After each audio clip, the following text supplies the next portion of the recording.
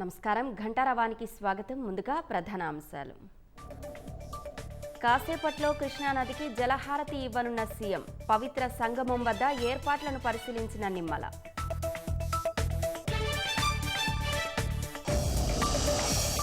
కడప జిల్లాలో Dalmia cement plant విస్తరణ. కాసేపట్లో శంకుస్థాపన చేయనున్న మంత్రి లోకేష్.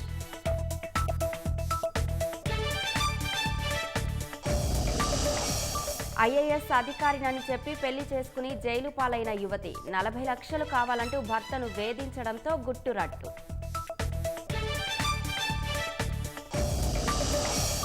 ప్రియుడి మోజులో భర్తను చంపి ముక్కలు చేసిన భార్య. మహారాష్ట్ర 11 నెలల తర్వాత వెలుగులోకి వచ్చిన ఘటన.